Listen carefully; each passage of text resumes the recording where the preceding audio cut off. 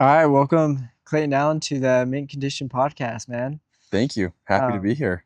I'm just going to point out two obvious things. Brad is obviously not hosting today. He wanted me to take over All just right. for this today's episode at least. And then we're also filming in a different location. So let us know if you like this format. If you don't, let us know. We don't have any other And options we'll though. we'll go back to the other format.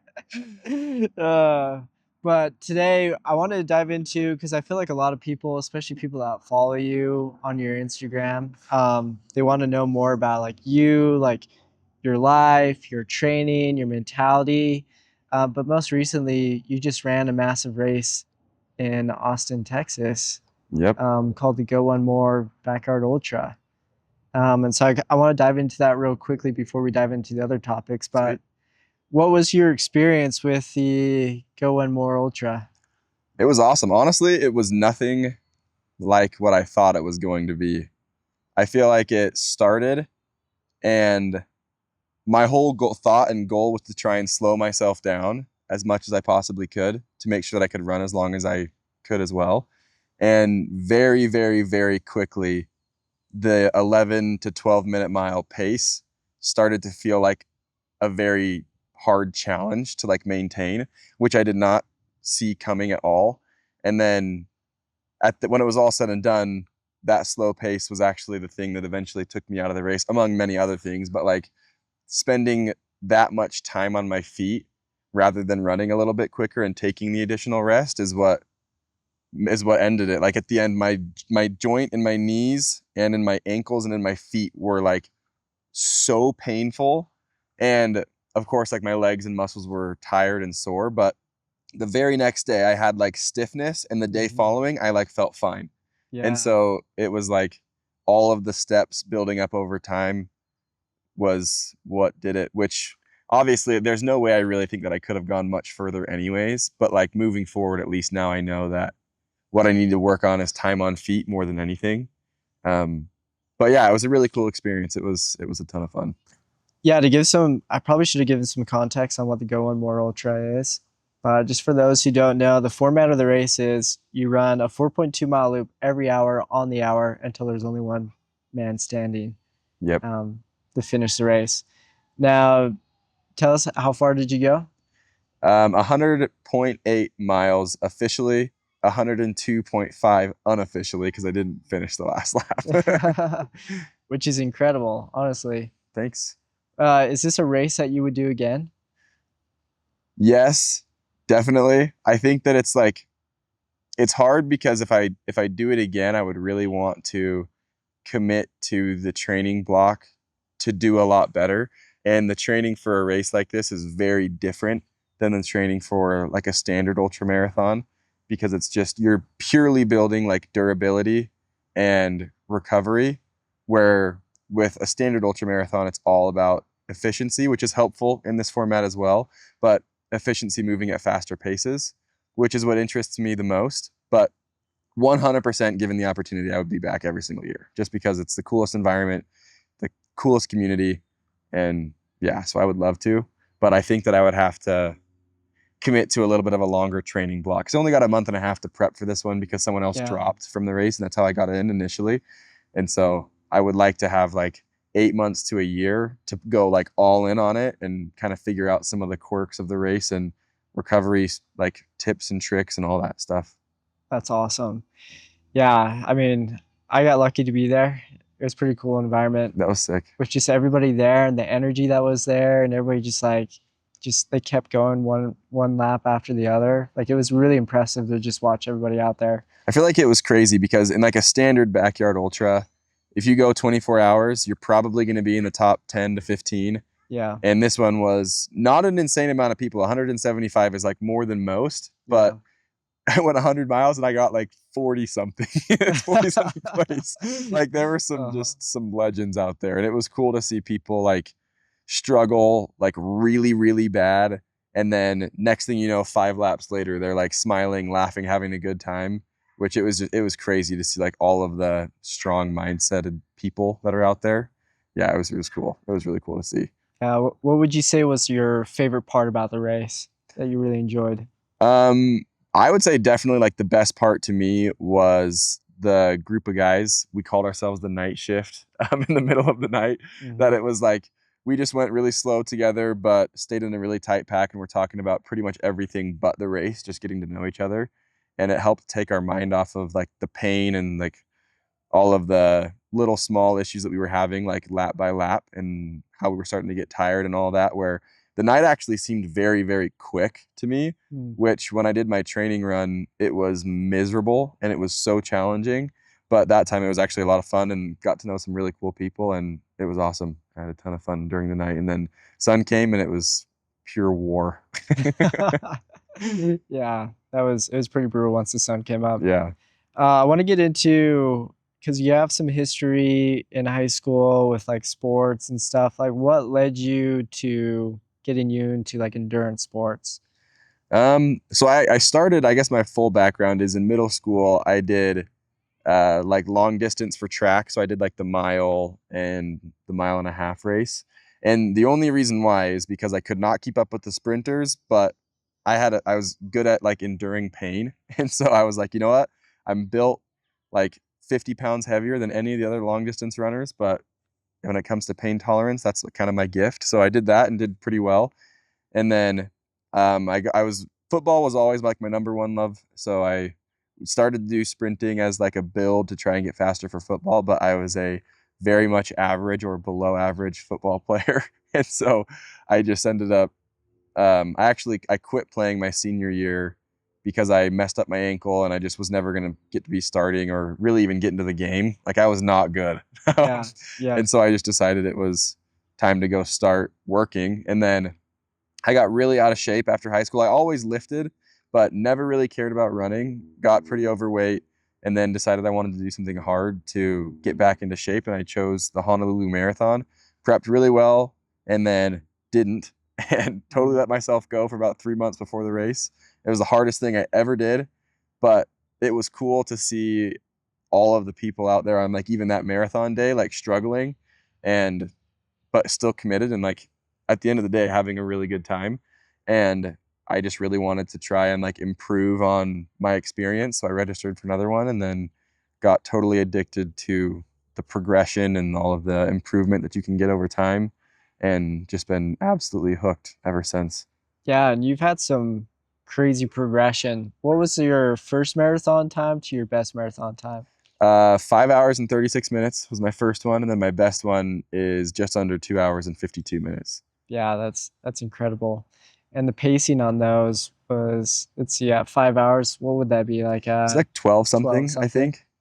And then for your It two was is 6:39, I think. 6:39. I think so, Yeah. yeah. Yeah, that's a crazy progression within the Very span of different. how many years? It was just under 2 years. Just under 2 years. Hmm. That's crazy. Now, something I think that I really admire about you is just your consistency with everything that you do. What Thanks. has like made you so consistent with running, training?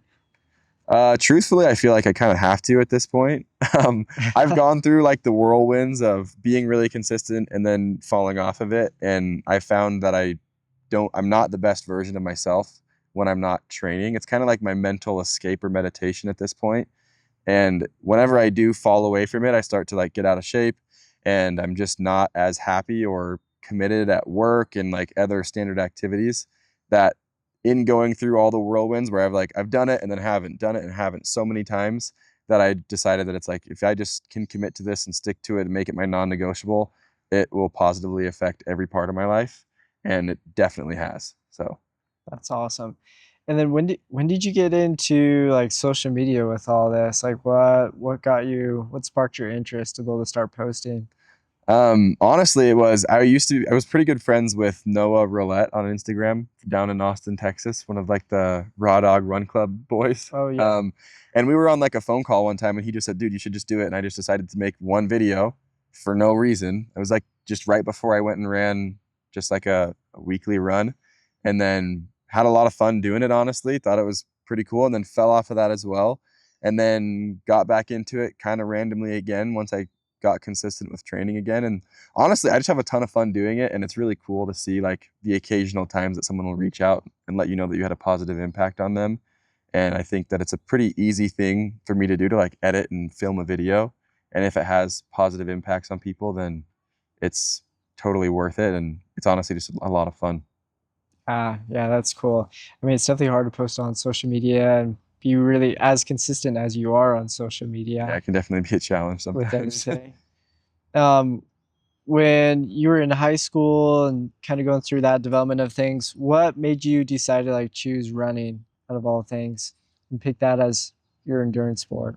Like back in middle school and high school and stuff, or like Yeah, even or leading up to beyond. right now.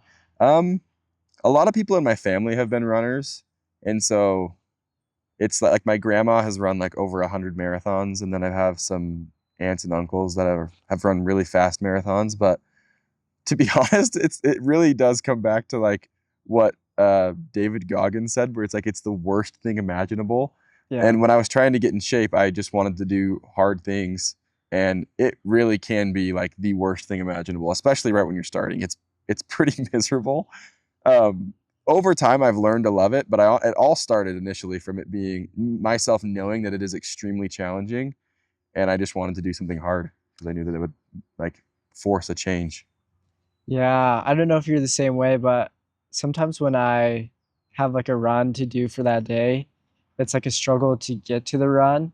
But every time I finish the run, I like never regret going on that run. Are you kind of the Never. same way? Yeah, absolutely. Like the first step is always the hardest, and then I mean we can both agree. Even like 10 steps into the run, it's like, oh, I'm fine. It's not that big of a deal. Like we'll just get it done and go home. But that first one is terrible. Like I've stared at the door at like 5 a.m. hundreds of times, even sometimes not made it out the door. Just unfortunate. But eventually we got it done. But like the first step is for sure the hardest. But once you get it done, your day is exponentially better. So much better. Mm. That's cool. I would totally agree with that. I've definitely had days where I didn't make it out of the door as well. Yeah. Yeah, those are the worst. Yeah, I feel like when it comes to running, like running isn't always like the funnest thing to do, but it's definitely like worth it after I go for a run.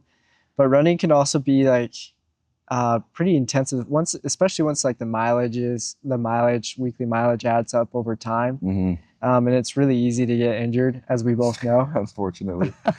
We both know very well.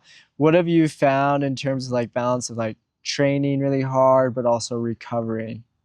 Yeah, I'm still working on it, to be honest. I think the biggest thing that I've learned that I'm now committed to doing is that you can't recover and then forget about it. Like you can't injure yourself, recover, and then get back to regular training and not do maintenance work. I'm really bad at doing that. I do it very consistently.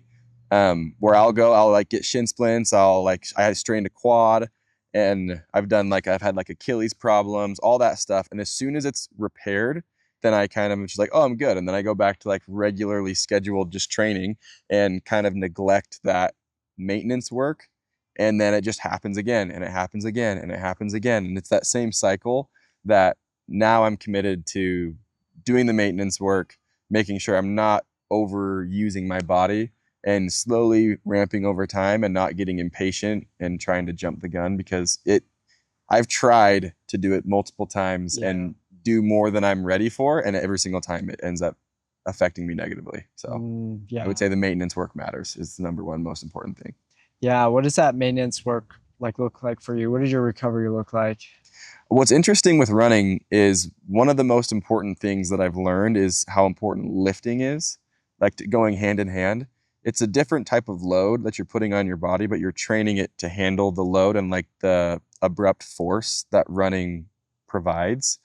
So I would say lifting number one. I'm starting to incorporate stretching a lot more, which is something that is long overdue.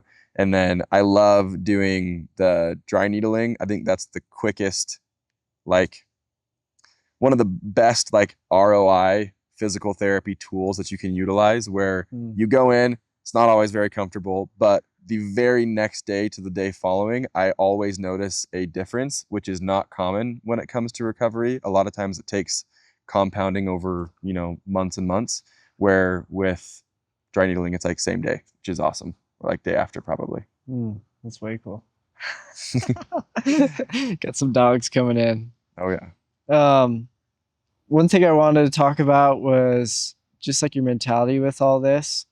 What has kept you like motivated? I say it's got to be a strong why, and like it has to be very personal to you. I think that in the past, when I first got into like posting on social media and doing races, I was very like extrinsically, or however you pronounce that word, motivated, like motivated from like praise of others. Mm, And that's a pretty intense roller coaster to be on. Um, like there are ups and downs, and like you really only find that praise after races. And so you can kind of chase that high.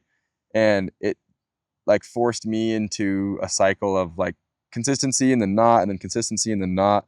And then over time, I developed like my own cause of why I do this. And it's not like anything necessarily in specific. It's primarily just I know that I'm a better version of myself when I am consistently training and doing hard things, because it translates to regular life, work life, even to like your relationships. Like you're willing to work hard for things. And it's an easy way to get something very hard completed during your day. And if mm. you can do something hard early on in the day, then the rest of your day becomes so much easier. And so I think that my why has just become like noticing that I am a better person in being committed. And I think that that in and of itself is worth it and a good use of my time. Yeah, that's cool. Would I Yeah, I've definitely had to change the way that I look at like racing because I kind of got into it um, for those purposes as well, where it's like, oh, it's fun to like finish a race and then all your friends and family are like, oh, It that's feels so great. sick. Yeah, it It feels feels really awesome. good. But it's interesting because then once you do like another race and then another race and another race, all of a sudden your family's like, oh, that's just like what he does. Yeah. And it's almost like an expectation. Yep. And even when I have conversations with people, now the top of a conversation is like, oh, what's your next race? Yep. And so then it starts to lose like that same kind of like hit or high. Mm-hmm. And so then it's like you have to really dig deep on a deeper reason for why you're doing it, which I think is a really good thing. And I think Yeah. it's totally Agreed. okay to go through the like the exciting phase of like, oh, doing this and getting It'll praise never for it. not be Yeah. fun. Like Yeah. everyone loves it. If you say you don't, you're just lying. It feels good. Like when people Yeah. tell you you did a good job, it feels Yeah. good. But It does. yeah, I Um, would say like to even take that one step further, it's a whole new level when like you go and do a race and people are excited and you hear about it, and then you don't hit your goal yeah. and you do worse than you've done before, and then even worse than you've done before, and then Yeah. it's like people are like they don't care. They're like, what happened? What, like Yeah. what? And you're like, well, I still did run a marathon and I did my best. Yeah. But like you can't rely on the praise, because like it'll come and go. You'll hit your goal, you won't.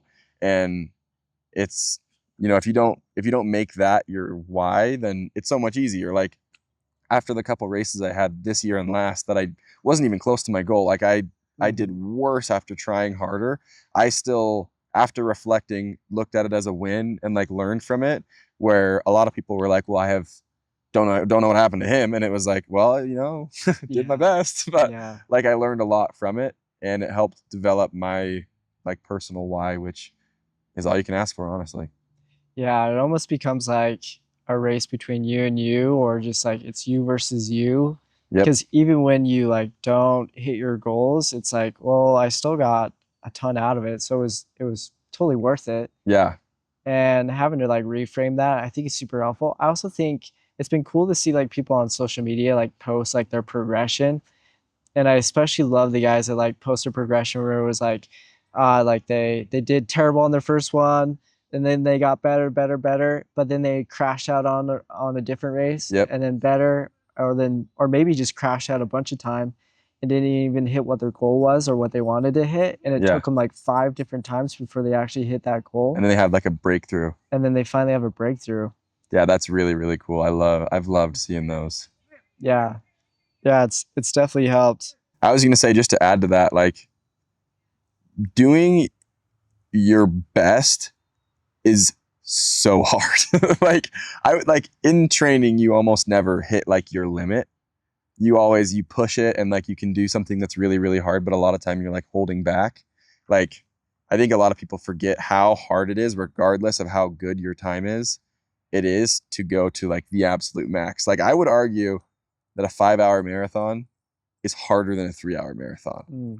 because they're doing their best. They're like, I've been there. I've been doing my best and like finishing in 5.5 hours. And that to this day is probably one of the hardest things I've ever done because that was all I had for so long. Yeah. Where, you know, when you're doing a 3-hour marathon, it's very, very, very hard, but it's over pretty quick. Yeah. But yeah. Yeah, it's definitely different. I mean, I still consider like my first marathon also like one of my hardest marathons.